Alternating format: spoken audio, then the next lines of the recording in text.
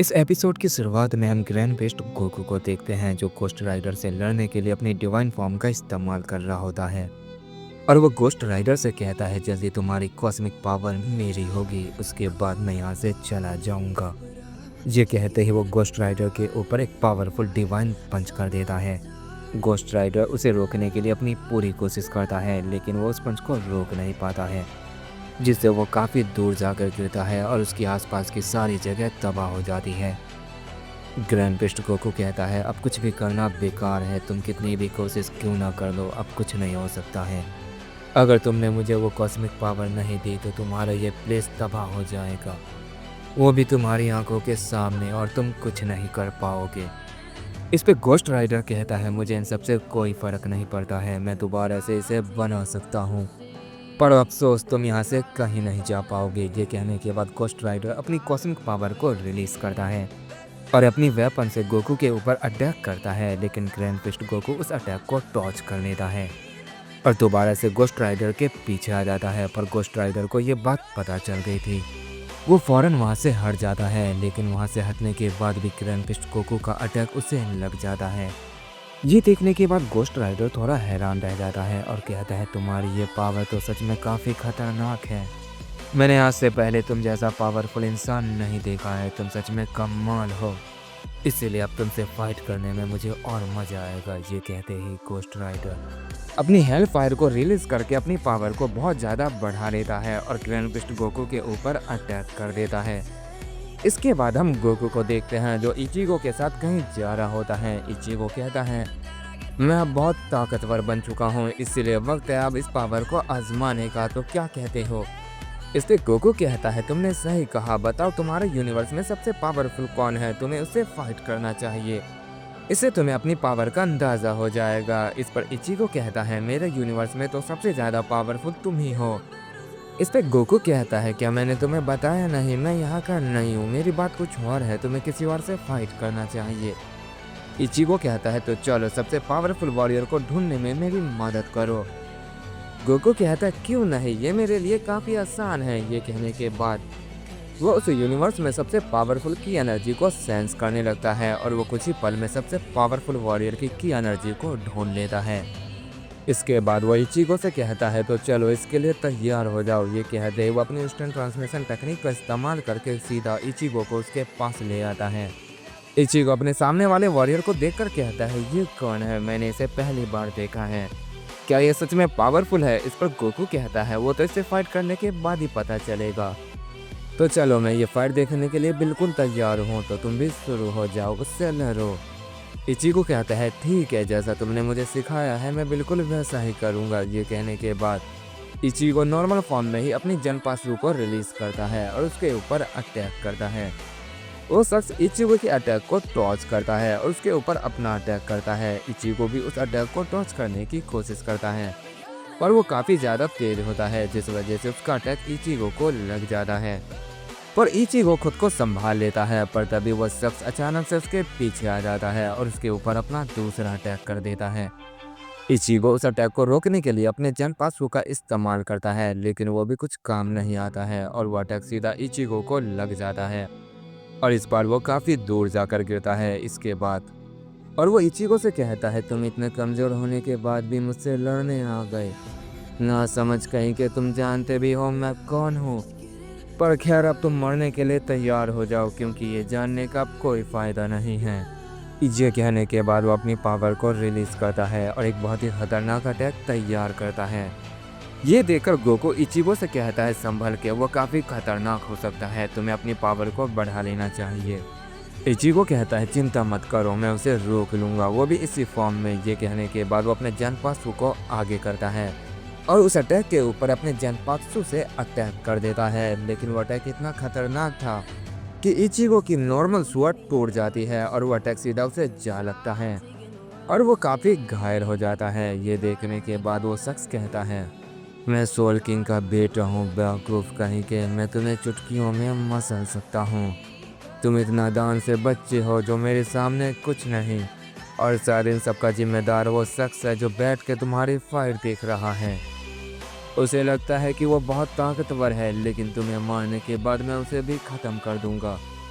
ये कहने के बाद वो इचिको की गर्दन पकड़ के उसे उठाता है और उसे मारने के लिए उसकी गर्दन तोड़ने वाला होता ही है कि अचानक से इचिको उसके फेस पे एक किक करता है और अपनी गर्दन को छुटा के थोड़ा पीछे हट जाता है और उस शख्स से कहता है, मुझे फ़र्क नहीं पड़ता है तुम कौन हो, भले ही तुम सोल किंग के बेटे हो, पर फिर भी मैं तुम्हें हरा दूंगा। ये कहते हुए वो अपनी पावर को अप करता है और अपने फाइनल फॉर्म में ट्रांसफॉर्म हो जाता है और उस शख्स से कहता है, अब तुम क्या करोगे। इस पे सोल किंग का बेटा कहता है, करने के लिए मेरे पास अभी बहुत कुछ है। ये उसके ऐसा करते ही वहाँ चारों तरफ तबाही मचने लग जाती है। गोकू ये देखकर कहता है, वाकई में वो काफ़ी पावरफुल है, काश इचिको की जगह मैं होता तो उससे फाइट करने में और मज़ा आता। पर कोई बात नहीं, मैं तो उससे बाद में भी फाइट कर सकता हूँ, लेकिन इचिको वो अपनी पावर को देखना चाहता है, इसलिए बेहतर होगा कि वो जब तक हार नहीं मानता है मैं बीच में ना आऊँ। और मुझे लगता नहीं है कि इचिको हार मानेगा। इसके बाद हम ओमनी किंग गोकू को देखते हैं जो अपनी बेस फॉर्म में आ चुका था। वहीं गोकू जो अपनी गॉड फ्यूजन से बेस फॉर्म में आ चुका था, वो कहता है, वाकई में ये फाइट काफ़ी खतरनाक थी, ऐसा लग रहा था कि ये फाइट कभी ख़त्म नहीं होगी। इस पे ओमनी किंग गोकू कहता है, तुम वाकई में ताकतवर हो, तुम्हारी यूनिवर्सल पावर सच में कमाल की है। इस पे गोकू कहता है, लेकिन तुमने मेरी प्योर पावर का तोड़ निकाल लिया था और एक पल के लिए शायद तुमने मुझे हरा ही दिया था। अगर मैं अपनी पावर को 15 से 20% से ज़्यादा नहीं बढ़ाता तो शायद तुम मुझे हरा देते। वाकई में तुम भी कम नहीं ओमनी किंग गोकू, तुमने मुझे बहुत अच्छी खासी टक्कर दी। इस पे ओमनी किंग गोकू कहता है, मुझे लगता नहीं है, मुझे भी अब तुम्हारे जितना पावरफुल बनना होगा। क्या तुम मुझे बताओगे तुम्हें ये यूनिवर्सल पावर आखिर कैसे मिली। इस पर गोकू कहता है, हाँ क्यों नहीं, ये पावर मुझे बहुत ही ट्रेनिंग करने के बाद मिली है। मैंने बहुत सारे यूनिवर्स में ट्रैवल किया और वहाँ जाकर हर वॉरियर से फाइट की और शायद इसी वजह से मुझे ये पावर मिली है। तुम भी इसे पा सकते हो अगर तुम अलग अलग यूनिवर्स में जाकर ट्रेनिंग करो।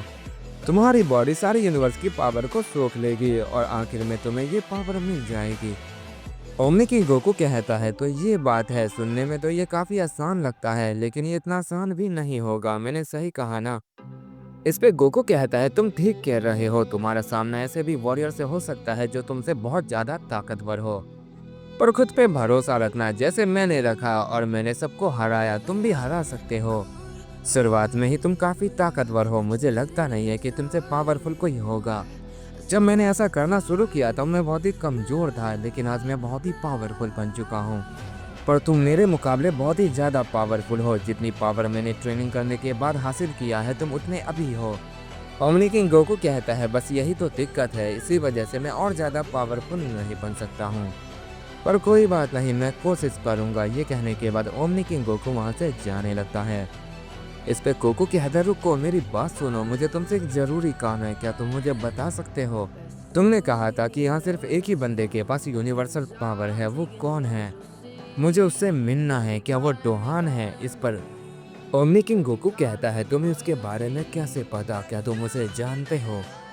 इस पे गोकू कहता है, नहीं मैंने तो बस उसके बारे में सुना है, डोमान जो उसका बेटा है, मुझे उसने इसके बारे में बताया था। इस पे ओमनी किंग गोकू कहता है, डोमान वो तो बहुत ही पहले मर चुका है, आखिर तुमने उससे कब बात की। उसे मरे हुए लगभग लाखों साल बीत चुके हैं, फिर तुमने उससे कब बात की। इस पे गोकू कहता है, नहीं ओमनी किंग गोकू, ऐसी बात नहीं है, वो अभी भी जिंदा है, बस वो काफ़ी दूर है और वो यहाँ पर आ नहीं सकता है। इस पर ओमनी किंग गोकू कहता है, तुम झूठ बोल रहे हो, अगर वो जिंदा होता तो डोहान उससे मिलने के लिए जरूर जाता, तुम जानते हो वो उसका फादर है। इस पर गोकू कहता है, तुम ठीक हो, लेकिन डोहान के बारे में तुम नहीं जानते हो, वो एक एविल है, वो एक ऐसा शैतान है जिसने अपने बेटे को मारने की कोशिश की, यहाँ तक कि उसने अपने छोटे छोटे पोतों को भी मारना चाहा। क्या तुम दी ट्विंस के बारे में जानते हो। इस पर ओमनी किंग गोकू कहता है, मैंने बस उसके बारे में सुना है, क्या तुम्हें इसके बारे में पता है। इस पर गोकू कहता, हाँ बहुत अच्छे से, मेरा एक दोस्त है जिसके पास दी ट्विंस की पावर है, और शायद अब वो है या नहीं मुझे ये नहीं पता, पर मैंने उसे उसके यूनिवर्स में छोड़ दिया है। दी ट्विंस की पावर इतनी ज़्यादा खतरनाक है कि उसे मारना लगभग नामुमकिन है।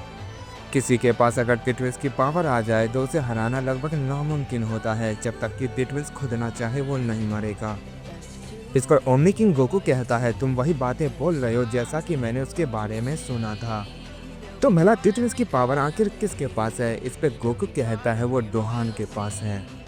इसलिए मुझे उसके पास ले चलो, मैं उससे मिलना चाहता हूँ। इस पे ओमनी किंग गोकू कहता है टोहन लेकिन ये कैसे पॉसिबल है। इस पे गोकू कहता है चिंता मत करो, जब मैं उससे मिलूंगा तो तुम्हें खुद ही सब कुछ पता चल जाएगा।